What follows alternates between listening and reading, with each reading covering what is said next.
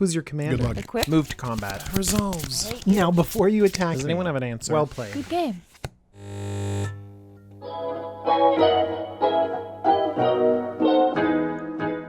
Hello everyone, I'm DJ, and you're watching the Jumbo Commander YouTube channel. I have a very special deck tech for you today. It's Teysa Karlov, but it's so special because this is the deck I'm going to be piloting in the next episode of Game Nights, coming out January 25th. I'm going to be playing Teysa against Josh, Jimmy, and Vinny, and hopefully this deck leads me to victory. Let's take a look at the commander, Teysa Karlov. 2 white black for a 2/4 legendary human advisor. If a creature dying causes a triggered ability of a permanent you control to trigger, that ability triggers an additional time. Creature tokens you control have vigilance and lifelink.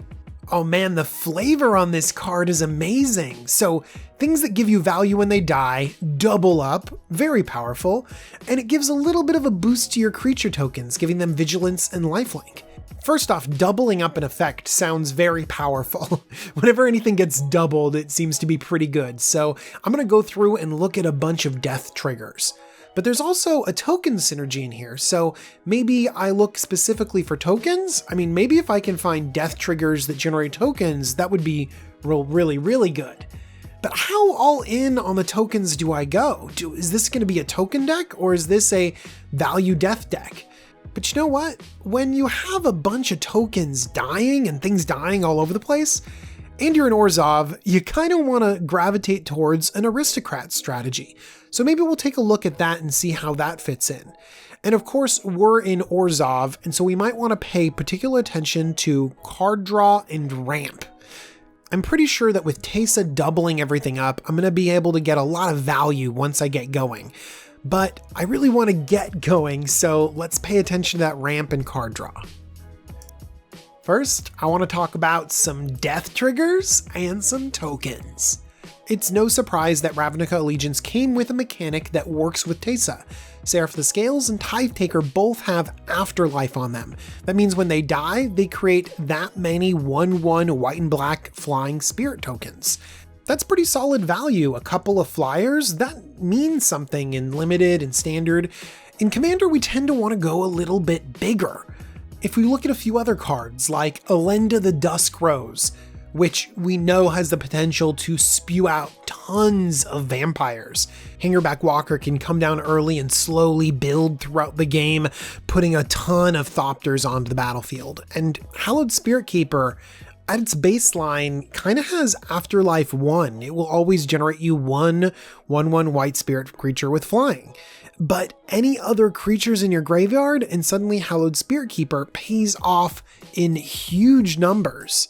So these seem to perform better than Afterlife, but they all seem to also match together.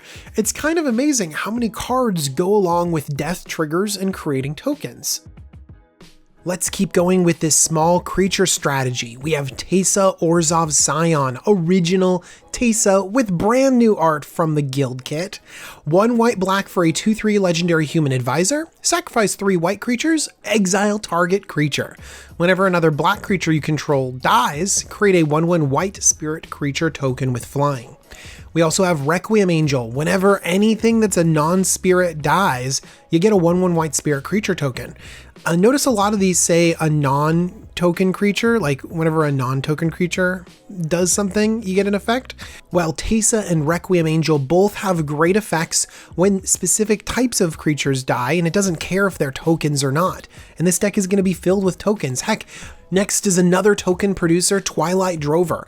2 and a white for a 1/1 creature spirit. Whenever a creature token leaves the battlefield, put a +1/+1 counter on Twilight Drover. If the cause of that token leaving the battlefield is death, then Teysa will trigger Twilight Drover's ability twice, putting 2 +1/+1 counters on it.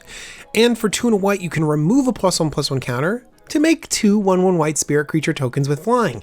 You can see how you can build a powerful engine with Twilight Drover when you double up these effects. Leaves the battlefield triggers may feel counterintuitive because it doesn't say dies on it, but Revelark works with Teysa as well. When Revelark leaves the battlefield, return up to 2 target creature cards with power 2 or less from your graveyard to the battlefield.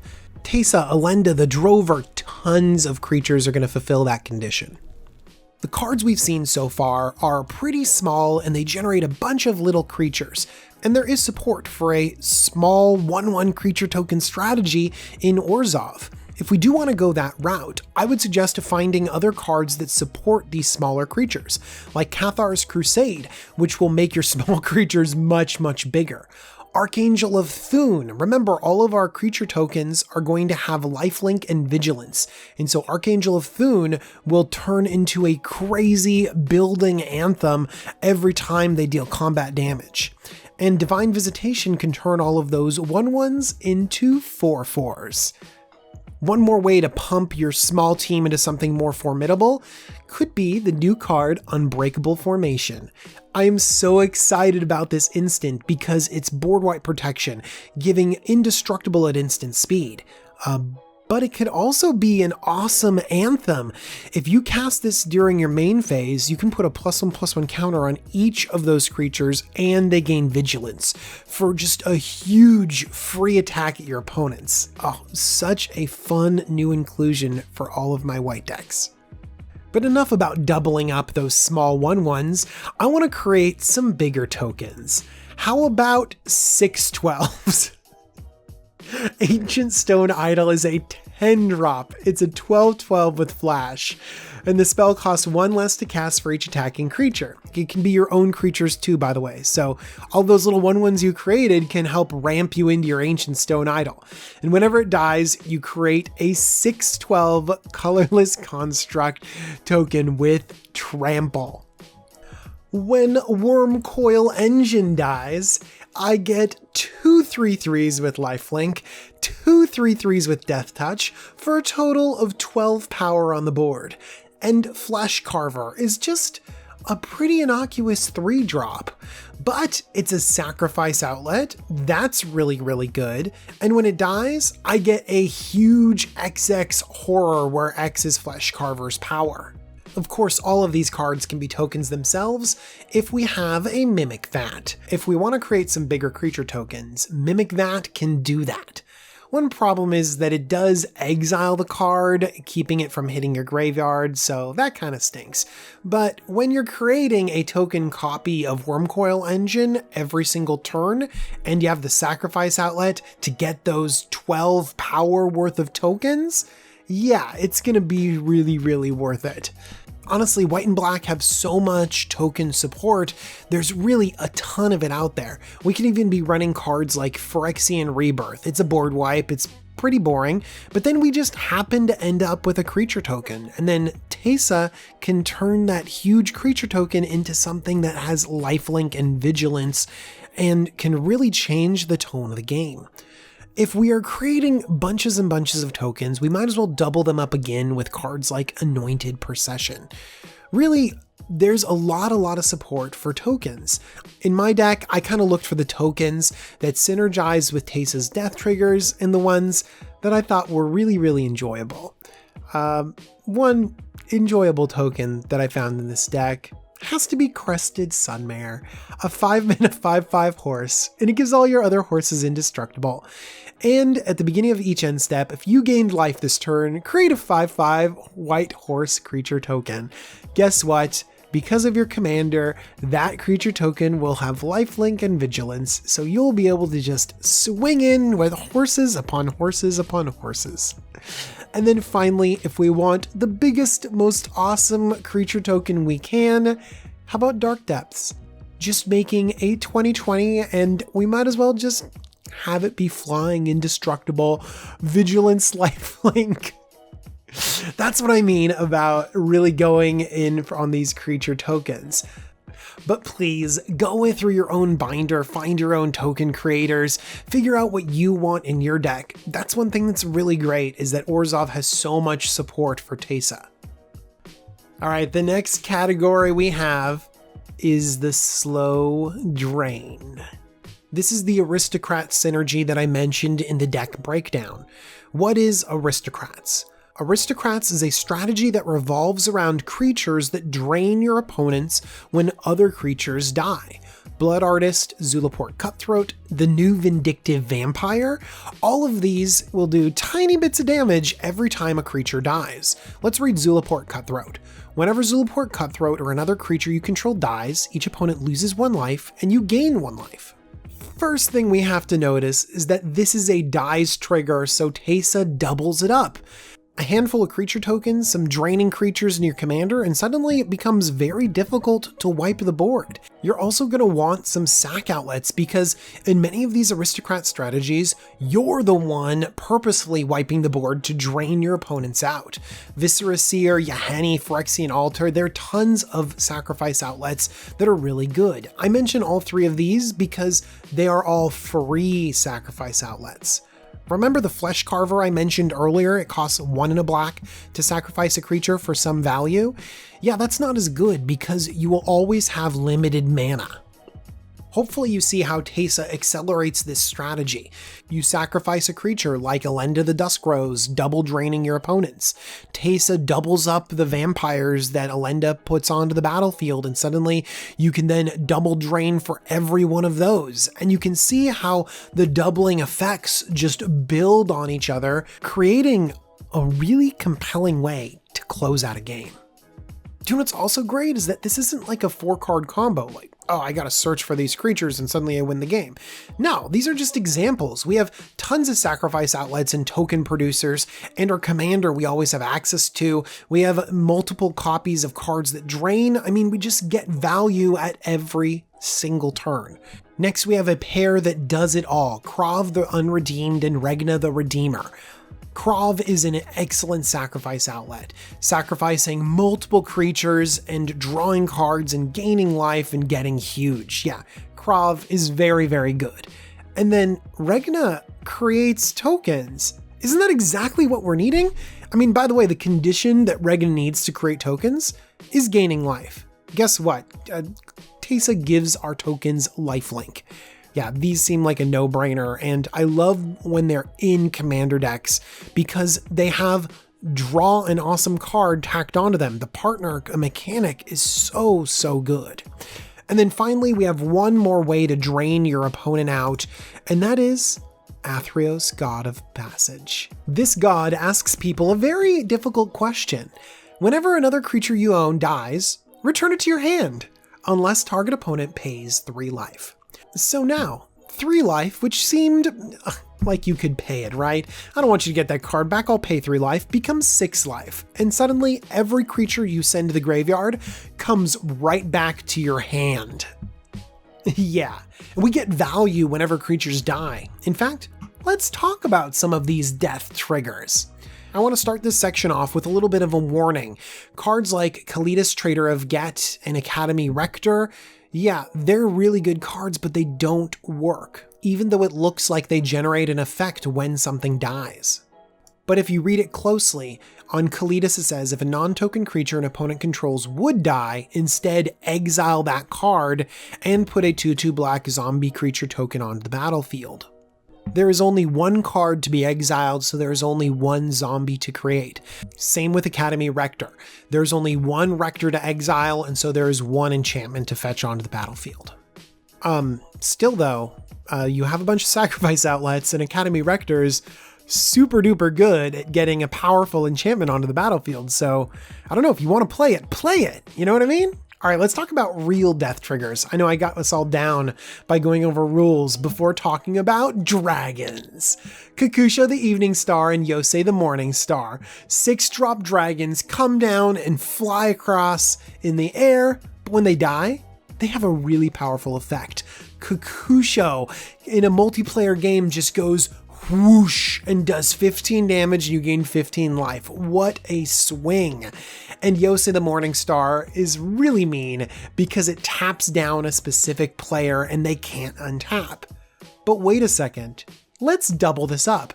Now Kakusho does 10 to each opponent and you gain 10. So this is now a 60-point life swing on a single creature that's already a dragon? Yosei shutting down 2 opponents from untapping. These are game-winning dragons now, and they were good before. We have never had a double up on a death trigger before, and I love it. Vindictive Lich, 3 and a black for a 4/1, and when it dies, well, you get to punish your opponents. Target opponent sacrifices a creature, target opponent discards 2 cards, target opponent loses 5 life. And guess what? You double that up. So 4 mana for 10 life, 4 cards, and 2 creatures. The value, oh my gosh. Okay, another card that is just amazing is Massacre Worm. 6 EMC for a 6/5 worm, and when it enters the battlefield, creatures your opponent control get -2/-2 until end of turn. A nice little mini board wipe. But it's this other effect. Whenever a creature an opponent controls is put into a graveyard from the battlefield, that player loses 2 life, except for now, it's 4 life. Massacre Worm used to be able to just end games anyways, and now every creature that dies from your opponents is 4 life too? Alright, next we just have some simple removal. Archon of Justice. When it dies, exile a permanent, and it's just a little 4/4 flyer. It's a perfect little Archon. And let's not forget about his big brother Ashen Rider. Also, Overseer of the Damned, a 7 mana 5/5 flying demon, and when it enters the battlefield, you can destroy target creature. But whenever a non-token creature an opponent controls dies, create a tapped 2/2 black zombie creature token. Now you're doubling up, creating 2 zombies for every creature your opponent controls that dies. And remember, these zombies have lifelink and vigilance. In more ways to deal with creatures, we have Dictate of Erebos and Grave Pact. Whenever a creature you control dies, each opponent sacrifices a creature. Except for, sacrifice 2 creatures actually. Yeah, as soon as you get one of these onto the battlefield, your opponents will be creatureless for the rest of the game. Do you know how many creatures you put onto the battlefield? This deck is full of creatures, and it's full of ways to kill your own creatures, wiping your opponent's board away. This is so good. It's so good that it might actually be bad for your playgroup to include these. Just kidding, make them all suffer. All right, let's make sure that we don't suffer with some very powerful engines, because this deck has the potential to struggle. We need some key pieces on the battlefield to really get going, and one thing that we cannot ignore is card draw and mana ramp. Grim Haruspex and Midnight Reaper. Whenever another non-token creature you control dies, draw a card. That's gonna double up with our commander, yes. Next up, we have the MVP of the entire deck, Skull Clamp. Whenever equipped creature dies, draw 2 cards. With our commander, we would draw 4 cards. And this deck has sacrifice outlets. Oh, Skull Clamp, you are my dream. I'm gonna throw in Stoneforge Mystic just to find you. And then Corpse Augur is a 4-drop, and when it dies, draw X cards and lose X life, where X is the number of creature cards in target player's graveyard. Hopefully the lifelink on all of our tokens will make up for all the cards that we're drawing with Corpse Augur and Midnight Reaper. But there's other ways to draw a card. I love the aggressive tempo that Tymna the Weaver brings to any Orzhov deck. If you attack your opponents, you can pay life, and then boom, you're drawing cards. And another partner commander, Ravos Soul Tender, pumps your creatures, great when you're producing a ton of tokens and going wide, and you're getting cards from your graveyard back into your hand every single turn. That is card draw, and you're pretty much guaranteed to have creatures in your graveyard because, yeah, that's what this entire deck is all about. Finally, we have some ramp with Solemn Simulacrum. It comes onto the battlefield, and you get to put a land onto the battlefield. Great. Oh wait, when it dies, you get to draw a card. And with your commander, you get to draw 2 cards. Oh, I love you so much, Sad Robot. And then Sifter of Souls. Yes, this is like Mana Ramp. Whenever something dies, it creates a 1/1 colorless Eldrazi Scion. We do want creature tokens in this deck. They do become relevant, and you can sacrifice these to add colorless mana to your mana pool. So this little card is our mana ramp, it's our go wide, it's a sacrifice outlet built onto these things. Sifter of Skulls just matches this deck perfectly.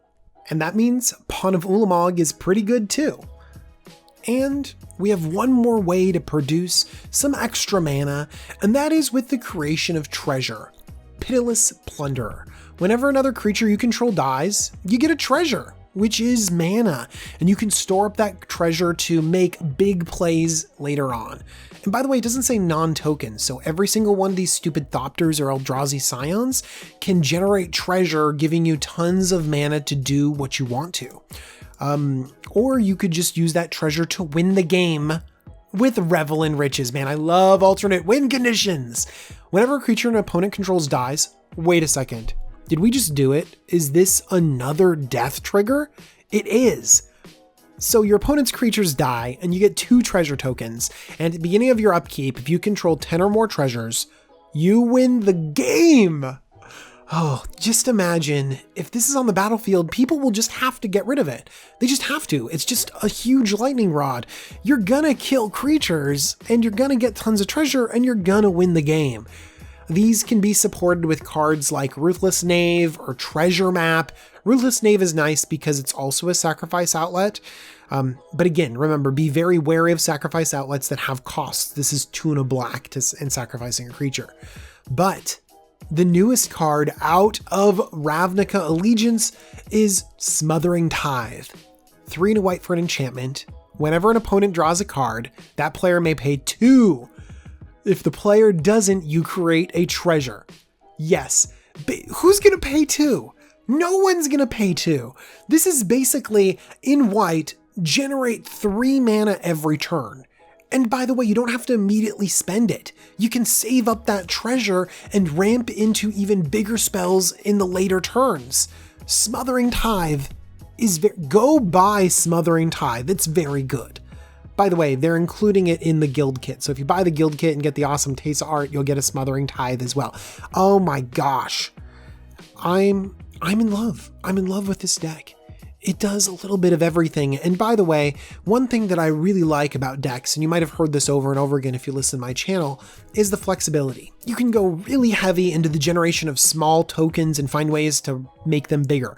Great, Teysa does that. You can go heavy into the death triggers and go for all the value you can. Yeah, Teysa supports that. You can even go into the aristocrat strategy, find ways to make that engine super reliable. Yeah, you can do that.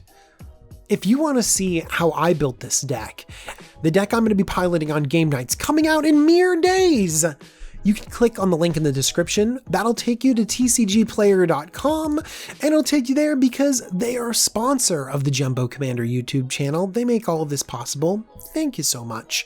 And of course, I have to thank my patrons. If you go over to patreon.com/jumbocommander or just click in the link in the description, and if you follow the instructions, you can win amazing prizes. You don't have to be a patron to win my giveaways. You just have to go onto Patreon to sign up. And this giveaway, I'm giving away every copy of Teysa. Yes, even the horrible ones. And an Elenda and a Regna and Krav. I'm just going to be giving away a ton of Orzhov Awesome. So make sure to check out my Patreon by clicking the link in the description. And finally, thank you for watching this video. Make sure to subscribe down below and stay tuned because I'm doing tons of deck techs on all of the Ravnica Allegiance commanders because they're so much fun. Hopefully, I'll see you guys really soon. Bye.